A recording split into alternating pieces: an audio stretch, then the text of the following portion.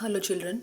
So today I will demonstrate you here the topic flame and last topics of this chapter, fuel and calorific value, characteristics of a good fuel and harmful effects of fuels. Right? So first we will take here flame. What is flame? When you burn a candle, then you can see flame easily. Burning part of that candle, that is called flame, and more scientifically, that flame you can define as a mixture of gases, right? Mixture of gases, that is called the flame. Now, structure of flame is very important. This flame, it mainly consists of three main parts, right? Right from the outer side, if I take, then outermost zone is called outer zone, and that is blue in color and hottest part of the flame, and that is non-luminous. Okay, non-luminous means that will not brightly, that will not shine. Outermost zone, hottest zone, bluish in color, and that will be non-luminous. Then will come the middle part. Middle part, this portion means here why it is blue, because there is complete combustion. There is no unburnt carbon. Okay, that's why that is blue in color. Then inside this there will be the middle part of the flame. Middle part of the flame, that is means visible to us clearly, that is yellow in color. Okay, yellow in color. And why yellow? Because here not complete combustion.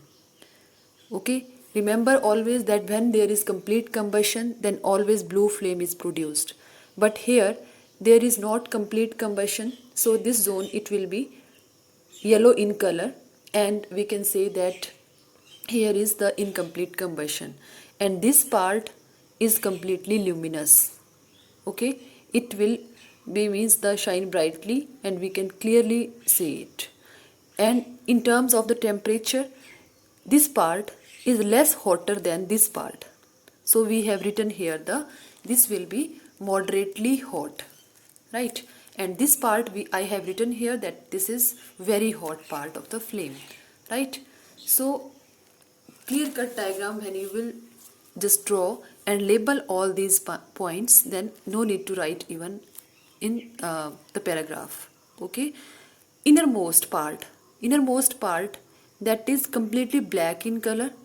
Why? Because there is means the oxygen is not reaching here, so means here complete incompletely means incompletely not, but there is not combustion at all.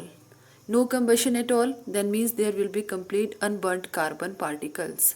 Unburnt carbon particles will be black in color, and because they are produced by the wax vapors. Okay, unburnt carbon particles will be produced from the wax vapors, right? And this will be the least hot, right?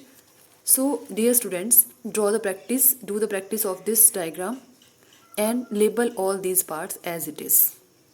Clear structure of the flame. Then you can perform simple activities to demonstrate, to prove that why this part is it part hottest, is it part moderately hot, is it part the least.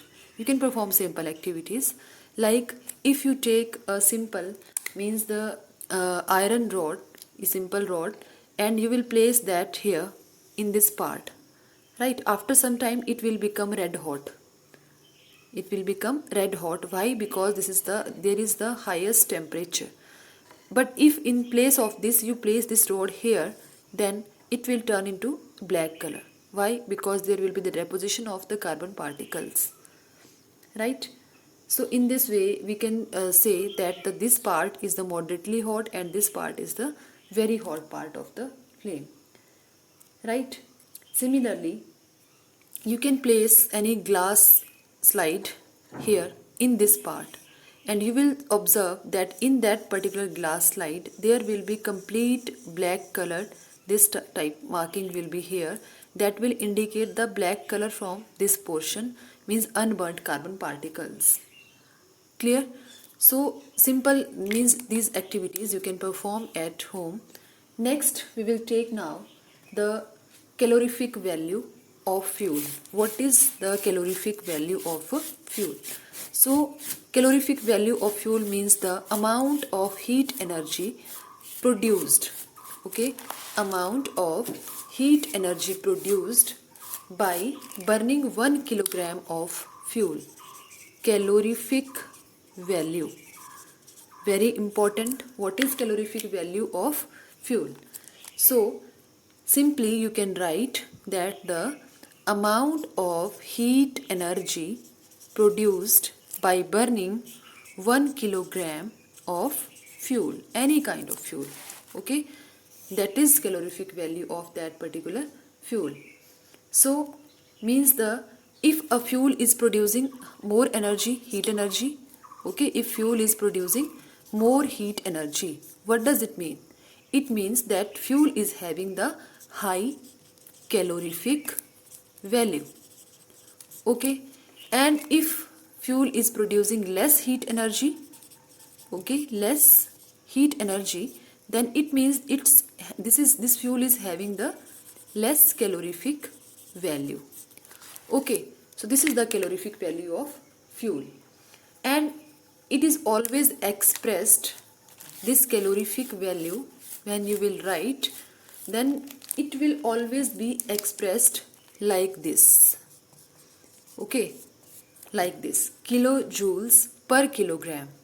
Okay, kilojoules per kilogram, right? For example, if one fuel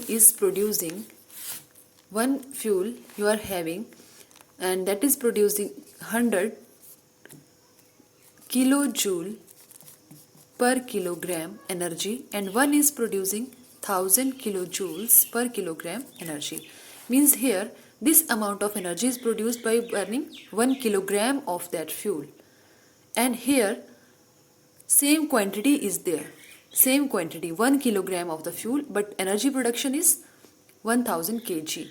So what we will call, means this fuel is having high calorific value and this fuel is having less calorific value.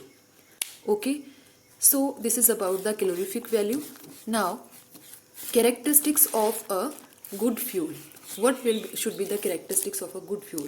So you know that what should be, first of all, it should be very cheap and readily available.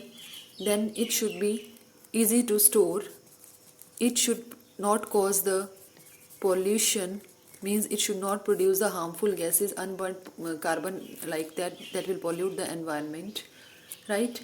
And means it should have the less, or we can say the low ignition temperature, and it should undergo complete combustion. Okay, all these are should be the properties of a characteristics of a good fuel. Okay, now question arises, why gaseous fuels? Okay, if we talk about the physical states of the fuel, physical states among, if we just want to compare solid, liquid and gaseous fuels, then gaseous fuels are best. Okay, gaseous fuels, they are best.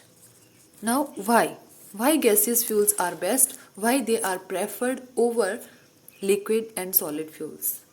Because first of all, they release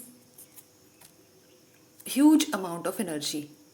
Okay, more amount of energy is released by the gaseous fuels and leave no ash after burning, right? No solid residue will remain after burning, and they produce least amount of, very less amount of the harmful gases, right?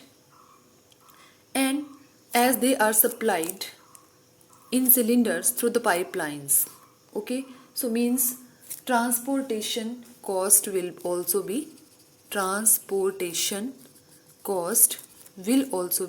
low.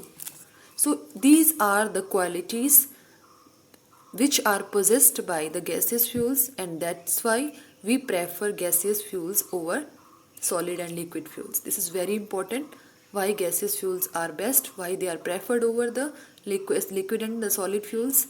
because of these qualities, right? And they can be easily ignited. Even one more point, they can be easily ignited because they are having the low ignition temperature. Okay, even with a simple spark, you have seen when you burn the any means the gaseous fuel, simple spark is sufficient. Even very right, simple spark is sufficient to ignite that particular fuel. So these are preferred. After then will come the liquid fuels, then will come the solid fuels. Harmful effects, last topic of this chapter, that is the harmful effects of the fuels. So harmful effects, when we will discuss HARM, harmful effects of the gases or the fuels. So now you know that we are means the consuming the fuels to greater extent as the population is increasing, so demand of for all these is also increasing, and the environment is polluting to a great extent. So what are the harmful effects? First, major role played by the solid fuels like the wood, then by these liquid coal, petroleum, because they release the unburnt carbon particles. Unburnt carbon particles are released by the wood, coal, petroleum, and these carbon particles, these are will be of the smoke, right? They get then suspended in air. They will get suspended in air, right? For example, this is the blanket of air.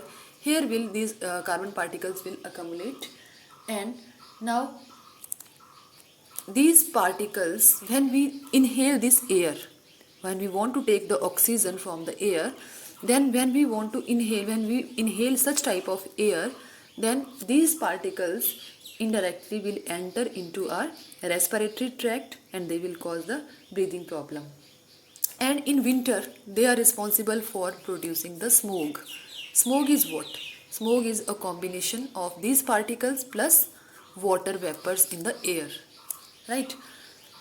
These gases plus water present in air, that will lead to the formation of smog, and this we usually have seen in the winter season when you can see that visibility on the roads is very poor, right?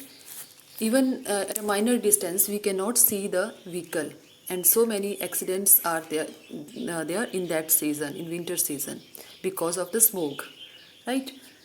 And the one more, this incomplete combustion, it produces carbon monoxide gas.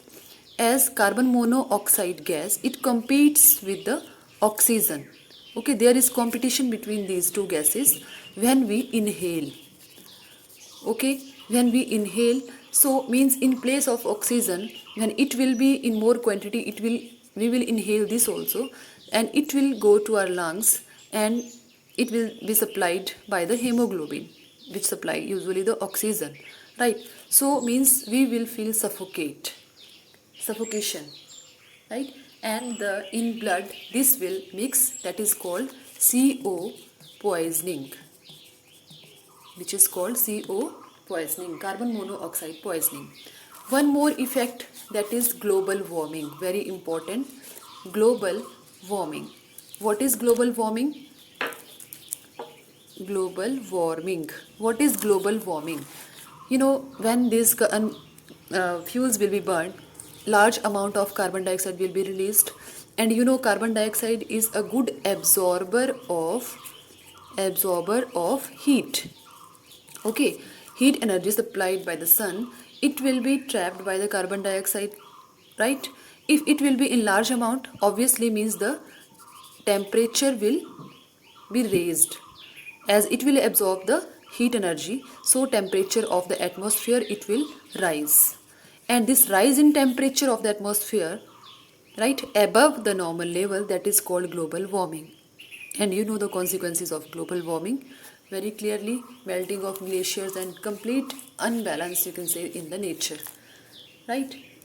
Then one more thing, these also produce sulfur dioxide gas. Burning of the coal and petroleum, coal and diesel, they are petroleum, in petroleum, coal and diesel all will come, they are petroleum products. So coal and diesel, when they will be burnt, means when they will be used by the vehicles, then sulfur dioxide gas will be released, and this is highly suffocating gas. And it, when dissolved in water, when this gas it will dissolve in water, it will lead to the formation of acids, right?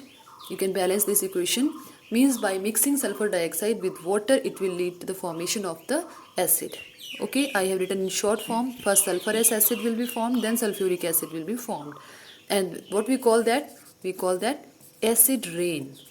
And when such type of acid rain, it will fall on our vegetation, on our crops, it will destroy all of them, and when it will fall on the historical monuments like the made of the marble and other things, it will corrode them, it will destroy them, right?